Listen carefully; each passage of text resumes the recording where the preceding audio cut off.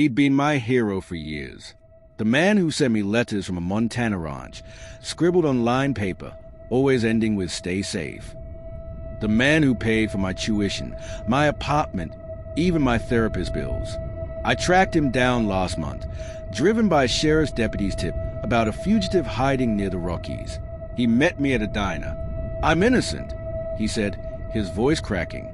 "The real killer framed me, but I couldn't tell you." He met me at a diner. "I'm innocent," he said, his voice cracking. "The real killer framed me, but I couldn't tell you." The first clue was the money. He showed me a ledger, its pages filled with deposits from 2005 onward, a year of the first national bank heist, the one that killed 3 guards. "Clean money," he insisted, but the dates matched the crime. The ranch's bank records told the truth. Laundered cash, funneled through shell companies. My allowance wasn't charity, it was stolen millions. The journal was hidden under a floorboard in his tractor. Page 47. "Carl's coming. He knows I have the proof. Burn this if I don't make it." Carl, he deputy's whispered name for the real killer. The man who'd vanished after the heist, leaving my father to take the fall. I cornered him in the barn. "You're a criminal," I hissed, "and I'm complicit." He didn't flinch. "You were supposed to be safe. Carl wanted the money. I took the blame to keep him from finding you." The cold case haunted me. The heist was brutal. 3 guards dead, $10 million gone. The FBI closed the case after my father's confession, a lie to protect me. But Carl, a former cop turned mob enforcer, was the mastermind. He handed me a key. "There's a safe in the barn. It has evidence, the real killer's confession, photos, everything. Take it to the FBI. Clear my name." But the safe's combination? A date from my childhood, a birthday he'd missed. Last night, Carl called. His voice, gravelly and cold. "Your dad owes me. Bring the safe's contents to the bank by dawn, or I'll kill you both." I'm driving now, the safe's key in my pocket. The road winds through the Rockies, dawn breaking over the peaks. My phone buzzes a text from an unknown number. "Turn around." The rearview mirror shows a black SUV trailing me. Inside the safe, the proof, Carl's tight confession, maps of the heist route, even a photo of him holding a gun. But there's a letter too, from my father. "If you're reading this, I'm dead. Don't trust Carl. He'll kill you. Expose him." The SUV pulls ahead. A man steps out, Carl, his face scarred, eyes cold. "You shouldn't have come," he says. I step out of the car, the key trembling in my hand. He raises a gun. "Open the safe, or I shoot." Behind him, a figure emerges from the trees, my father, alive, a shotgun in his grip. He fires. The shot rings out. I don't know who fell. The gunshot echoed like a scream. Carl's body crumpled. My father stood behind him, shotgun smoking, his face pale. "Run," he gasped, collapsing to his knees. I dragged him to the car, his blood soaking my hands. The safe's key trembled in my pocket. "Why did you do it?" I whispered. "Because he'd kill us both," he muttered. "The money, it's not just Carl's. There's more." Inside the safe, the evidence was damning. Carl's confession, photos of the heist, and a ledger detailing a larger scheme. But there was one more item, a letter addressed to me. "If you read this, I'm dead. Carl wasn't the mastermind. The real killer is someone you know. Burn everything." We drove to a remote cabin, my father's injuries worsening. "The money funded more than your life," he admitted. "I paid off officials, even a senator. They'll kill to keep it quiet." The next morning, a black SUV returned. Not Carl, his henchman, a silent man with a scarred face. He shot out the tires, demanding the safe. My father shoved me into the woods before firing again. We fled on foot, the henchman's bullets tearing through trees. My father tripped, clutching his side. "Go," he barked. "Find the senator's name in the ledger." At a gas station, I dialed the FBI.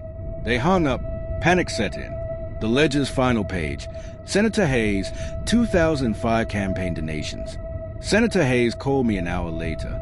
"You have 24 hours to burn that safe," he hissed, "or your father dies." I returned to the cabin, but my father was gone.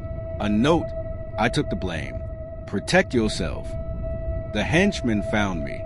You're next, he said, before a gunshot rang out. A stranger tackled him, a woman with silver hair and a badge. Agent Mara, she introduced. Your father called me before he died. Agent Mara showed me files. My father had died earlier.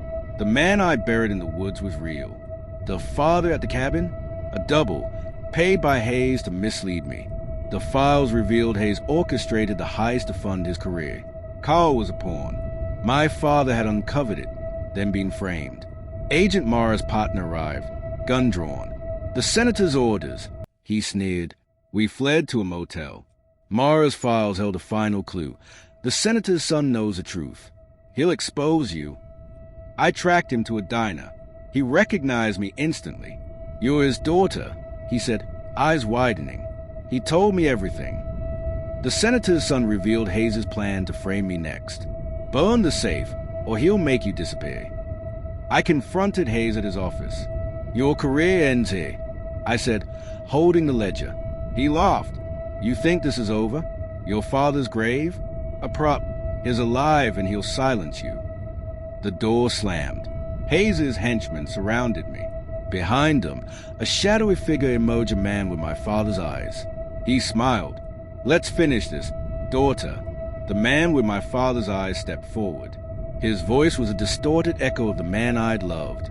You're not my father, I whispered, my hands trembling. He smirked. Close enough. The double Hayes' pawn raised his gun. I lunged, knocking it aside. The shot grazed my arm, burning like fire. Agent Mara tackled him.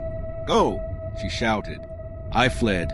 The safe's ledger clutched to my chest, its weight a reminder of the lives I destroyed and the lies I believed.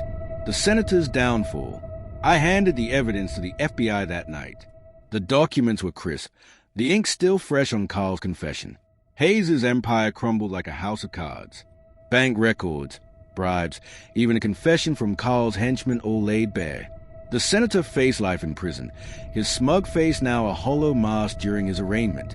But the victory tasted bitter. The money I'd lived on, the allowance my father had sent, every dollar had come from stolen lives. I'd been complicit in a crime I'd once hunted. The man in the cabin died that night in a shootout with federal agents. His final words, he'll come for you, hung in the air like a curse. Agent Mara told me Hayes' men had paid him to mimic my father's voice, his mannerisms, even his laugh. They wanted to break you, she said, but the real break came later. Months later, I found his grave in a Montana field. The tombstone read, "Forgive me."